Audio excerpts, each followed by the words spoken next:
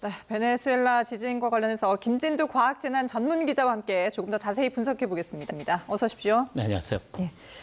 자, 저희가 이제 화면으로도 계속 보여드렸습니다만 피해가 상당합니다. 지금 뭐 밤사이 이제 좀 드러난 걸 보면 미국에서는 사망자가 최대 10만 명에 이를 수 있다. 이런 그렇습니다. 전망이 나왔더라고요. 네, 지금 어제 공식적인 사망자 수가 어제 같은 시각에 비해서 오늘 10배 정도 늘었거든요. 네. 그런데 화면에서도 보시다시피 항공 차량에서 보면 상당히 무너져 있는 건물들이 많이 보이거든요. 그래요? 그 아래에 얼마만큼의 주민들이 지금 묻혀 있는지 확인이 안 되고 있는 상황이고 또 보통 지금 항공 차량이나 화면에서 보여지는 것들이 카라카스, 그러니까 베네수엘라 제1의 도시이면서 수도인 카라카스와 제3의 도시, 그러니까 이번 강진의 직접적인 피해를 받은, 가장 강하게 받은 제3의 도시라고 불리는 바르셀로나의 영상들이 많습니다. 예. 그런데 이 바르셀로나와 카라카스 이 근처에 인구가 5만에서 10만 정도 되는 중소도시가 7개에서 8개 정도가 있습니다. 네. 그러니까 현재 주요 도시의 인명피해 확인된 것만 238명인 거고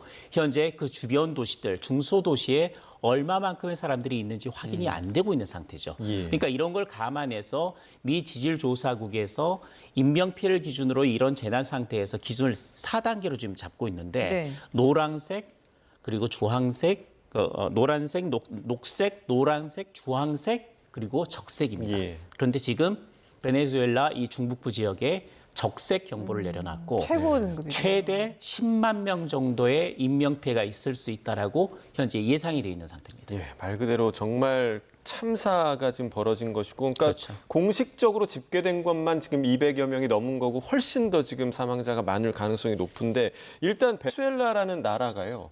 지진이 원래 자주 일어나는 나라입니까? 지진이 자주 일어나는 지역 중에 하나입니다. 우리가 이미 알고 계시다시피 태평양을 연한 국가 중에서 지진이 많이 일어나는 나라가 일본이나 미국, 칠레 이런 쪽이 환태평양 조산대라고 예. 묶여 있는데요. 이 베네수엘라는 환태평양 조산대에 속해 있지는 않습니다. 오히려 대서양 쪽에 속해 있는데 이 지역도 똑같이 해양판이라고 불리는 카리브판과 예. 그리고 남미 대륙판이 서로 부딪히는 지역에 있습니다. 그러니까 계속해서 판과 판이 부딪히는 경계에 있으면 에너지가 축적이 되는데 에너지가 언제쯤 터져 나오느냐.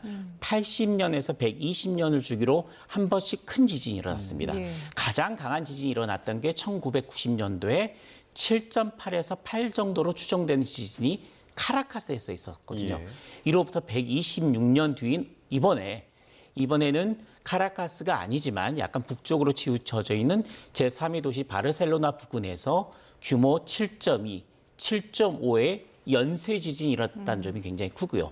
이 두 지진이 동시에 일어났기 때문에 이 지진의 총 에너지 양을 합치면 베네수엘라 역사상 가장 강한 지진이 베네수엘라를 덮쳤다, 이렇게 말씀드릴 수 예. 있습니다. 지금 말씀하신 것처럼 강한 지진이 연달아서 발생했는데 이런 경우들, 그러니까 쌍둥이 지진이라고 이제 불리긴 하는데 이런 경우들이 그렇게 흔치는 않지 않습니까? 저는 처음 봤습니다. 예.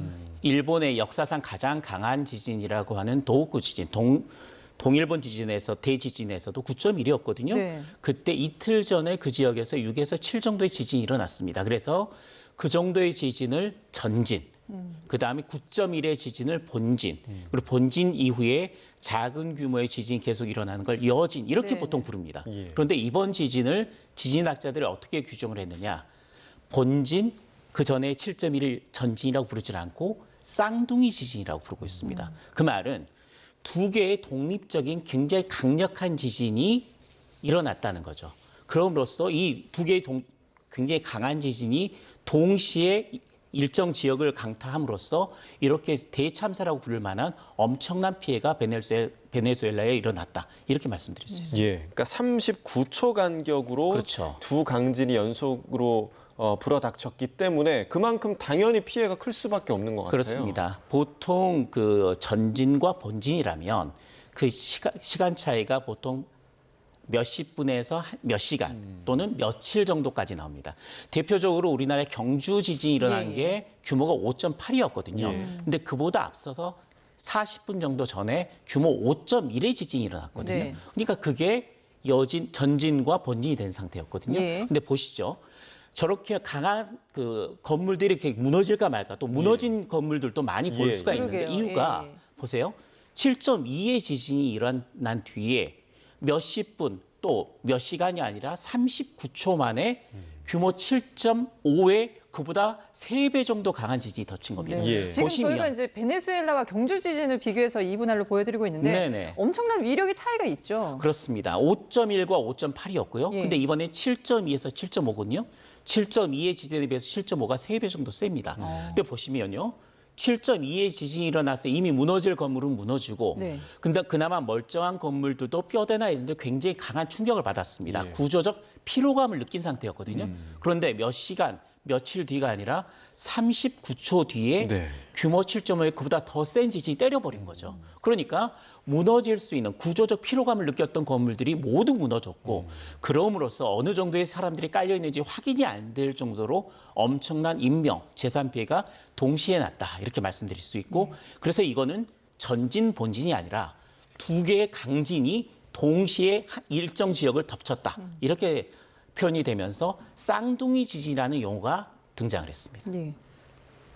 네, 그러면 이 정도의 강진은, 그러니까 우리가 뭐 지진이 많이 일어나는 지역 같은 경우는 건물을 내진 설계를 한다고 하지 그렇죠. 않겠습니까? 이 정도의 강진이 두 번 들이닥치면 내진 설계도 소용이 없어지는 걸까요? 우선 베네수엘라의 경제적인 여건을 좀 봐야 될 것 같고요. 베네수엘라가 1970년대에서 80년대까지는 산유국이었기 때문에 굉장히 잘 산 나라였습니다. 예. 그런데 그 이후에 경제가 폭망을 했거든요. 굉장히 어려운 환경이었기 때문에 내진 설계가 제대로 된 건물이 있기가 어려웠습니다. 네. 그다음 두 번째, 이번 지진이 정말 독특하고 지진 역사상의 아주 이례적인 지진이라고 평가받는 게 이 지진이 보통 강한 지진이 나고 그 전에 전진이라고 부르려면 하나의 단층대에서 발생합니다. 예. 그러니까 하나의 단층이 움직이면서 조금 약한 지진, 그다음에 강한 지진, 그다음에 여진으로 이어지는데 네. 이번 지진 같은 경우에는 첫 번째 일어난 7.2의 지진이 주양 이동 단층이라 해서 지각과 지각이 있으면 서로 수평으로 움직이면서 가로로 움직이면서 지진이 일어났습니다. 7.2의 지진으로 가로로 땅이 움직이니까 많이 무너졌죠. 네. 그런데 39초 뒤에 일어난 지진은 역단층이라고 해서 땅이 붙어 있으면 한쪽이 올라가 버린 지진이 난 다른 겁니다. 종류의 지진이었어요. 세로로 움직이는 지진이 일어난 거죠. 그러니까 가로로 움직여서 그나마 버티고 있던 건물들이 세로로 흔들려 버리니까 그대로 폭삭 무너질 수밖에 없는 그런 구조적인 특징이 있었고 네.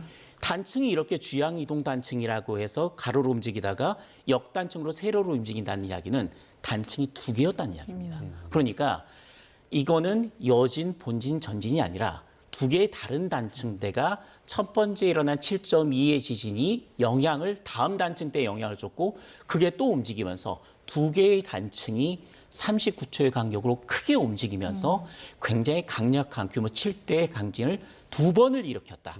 그래서 일반 지진이 아니라 쌍둥이 지진이라는 용어가 네네. 나왔고 그럼으로써 피해가 훨씬 컸고 또 그럼으로써 그 안에 있는 사람들이 39초라는 시기라면 한 번 지진으로 놀라서 대피를 해야 되는데 대피를 할 수 있는 골든타임을 전혀 주지 않았던 굉장히 치명적인 지진이었다. 이렇게 말씀드릴 수 있죠. 여러 가지로 피해가 클 수밖에 없는 그런 상황인데 지금 여진이라든지 쓰나미 우려도 있어서 지금 상당히 현지에서는 여러 가지로 좀 어려움을 겪고 있는 그런 상황입니다. 계속해서 저희가 또 속보가 들어오면 다시 한번 전해드리도록 하겠습니다. 지금까지 김진두 과학재난 전문 기자와 함께했습니다. 잘 들었습니다.